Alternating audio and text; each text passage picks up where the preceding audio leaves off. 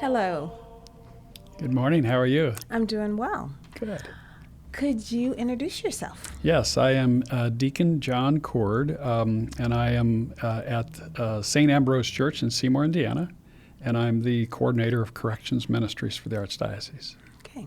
And for those of you who don't know me, I'm Angela Espada, and I'm the executive director of the Indiana Catholic Conference. And we're having a series of conversations about Catholic social teaching. And we've invited Deacon John here to talk about his ministry within the Archdiocese. And you, in introducing yourself, you said a little, but could you explain a little bit more? Sure. I was ordained in 2017 and originally from Columbus, Indiana, but was assigned to St. Ambrose shortly after I was accepted into the formation program. And shortly after that, Deacon Mike East, who was the senior deacon, asked me to go into the county jail. And I told him, there's no way I'm going to do that. Why were you hesitant? I had been involved in lots of service ministries prior to that, disaster recovery and things like that. And I thought that would be the ministry area that I wanted to focus on. But they needed more assistance in the Jackson County Jail. So I reluctantly went and walked into the jail for the first time. Had never been in a jail. Heard that clang of the door that everybody talks about and the smell that hits you in the face. And then he turned and looked at me and says, "Oh, by the way, you're going to be doing the reflection/homily tonight." Oh. Oh. And from that moment, I fell in love with it. There were about 35 men that came that night. And it just was an amazing feeling to watch those men pay attention and listen and react to the Word of God. It was just that's where it started for me. Now, is it limited to Catholics? Absolutely not. At least in our county jail, with very few Catholics, and so we would have on Tuesday nights a communion service, and we would instruct them to cross their arms over their chest, and so maybe one or two out of 35 or 40 men would receive communion, and the rest would come up for blessings. But yes. Okay. Yeah. So carrying the message and Catholic with a small c, being universal. Correct. And Absolutely, giving, yes. and Correct. giving the Correct. message. Yes. Yeah. And you said you fell in love with it. I did. The reason is that I had never been exposed to the strife, the things that tear people's lives apart, family lives apart. And I just, for some reason, that clicked with me, that those folks are human too, and they need love, they need encouragement, they need assistance, and they are just like sponges. It was amazing at that time, and it still is to me every time I get a chance to work with people in that situation. Well, that's the perfect lead into why we asked you to be here, talking about Catholic social teaching, and wanted to talk about human dignity. Sure. And I can see where some people would say, well, whatever they did to end up in jail or prison, that's the way society works, and why should we be, spending resources when we could have a deacon, visiting the sick or in some other capacity? Why is it important to minister to those who are in jail? I heard a priest at a conference one time several years ago say that 99% of the people that are in jail or prison didn't fall into that circumstance. They were born into that circumstance. And You mean, well, nobody at the age of 4 or 5 says, when I grow up, I want to be in jail. Correct. Right.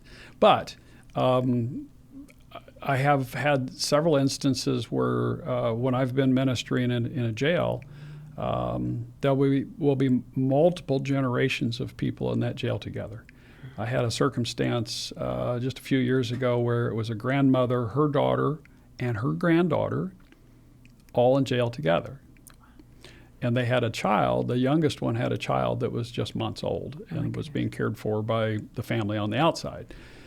And this wasn't that they had committed a crime altogether. No, they had individually, but that's how they were raised. Their family, that seemed normal to them. They were in a poverty or severe poverty. All three of them were homeless, and they had all committed very minor infractions, and so they ended up in jail. Had another young man mentally ill, probably autistic, I would guess, about 30 years old, and he was singing and pushing a mop down the hallway of a jail one night when I was there. So I stopped and chatted with him. And I said, "Why are you so happy?" And he says, "Well, two things." He said, "I'm home. This is where I call home. And secondly, they gave me a job. I've never had a job before." Wow. Yeah. He says, and he was having fun pushing them up. Wow. That, makes me think of so many things. Human dignity and seeing the dignity in a person despite their circumstances, but also another Catholic social teaching, option for the poor and the vulnerable. Correct. Because people don't choose to be poor or to be vulnerable. It's a situation, like the priest said, that they could be born into, or because of circumstances, losing a job, a devastating illness, losing someone significant in their family, and or mental illness. When did you first learn about Catholic social teaching? I used to be on the, prior to being a deacon, I was on the RCIA team at our church, and also taught confirmation.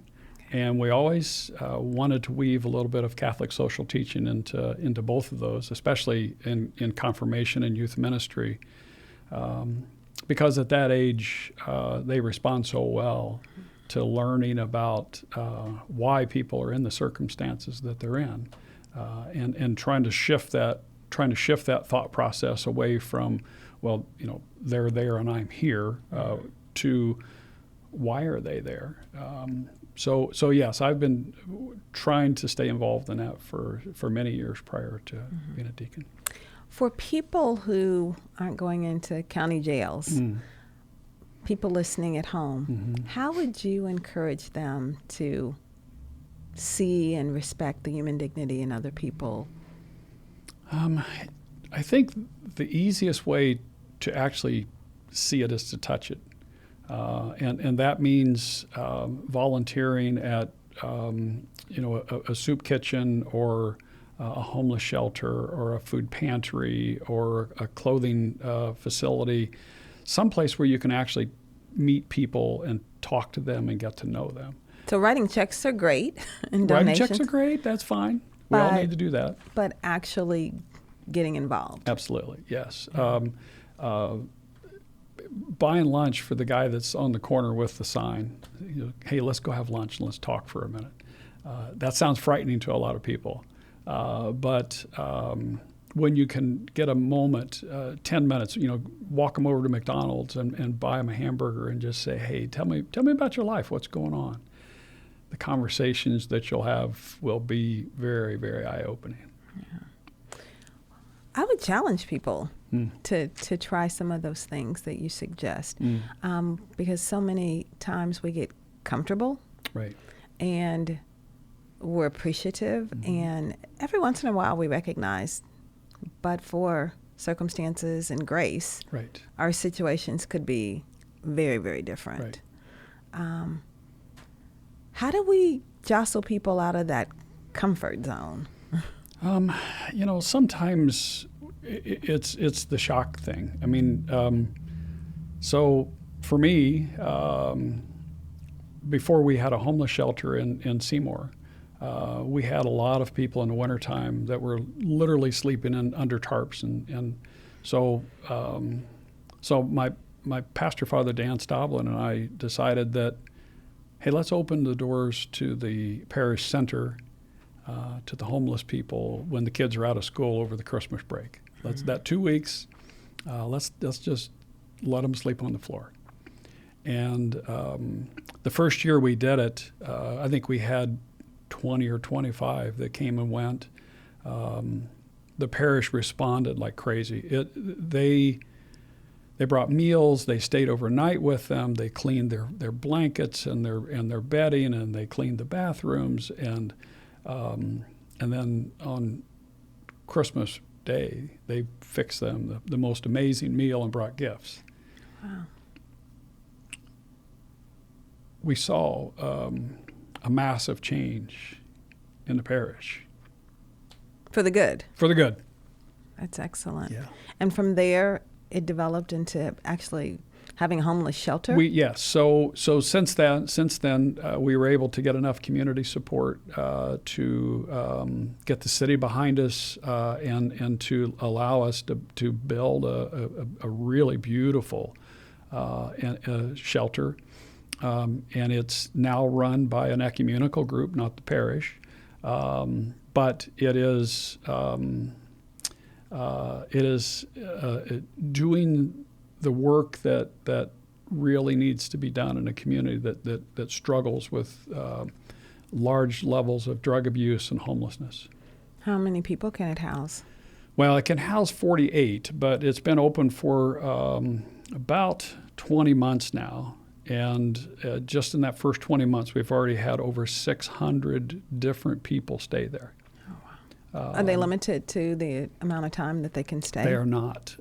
We have an alliance with the Bridges Out of Poverty, Getting Ahead program, and so we let people come for 3 days to a week or so, and then if they want to stay, then we ask them to not only enroll in that, but allow our caseworkers to work with them to figure out, okay, what's your status in life? Where are you on the Maslow's hierarchy? And how do we get you out? And how do we help you step up. Those steps? Let's get you a job. Let's get you your mental health assistance. Let's get you your physical health and financial health. And we have one person that works in that facility that all that person does is works with those people to get their identities corrected. A lot of people don't have birth certificates, documentation of any kind. And I'm not talking about immigrants. I'm talking about Anglo people that live in this community don't have documentation. Yeah. Well, when you move around from place to place and you don't have shelter. Or if you're raised in the situation I described before, where your parents and grandparents have been in and out of jail and prison, as a child, you may not have ever had an opportunity. It was just not a thing. I just heard something on the news, and someone was talking about working with church groups and touched on human dignity, so, caring for the homeless. And it's like, we've been doing that in the winter, but now that we have devastating heat, why isn't that a priority? It is. If it wouldn't be acceptable to let someone freeze to death, why should we let them die of heat stroke? Die of heat, correct. And so, as we think about how we can reach out and help people, I would encourage people to contact, different agencies and lawmakers.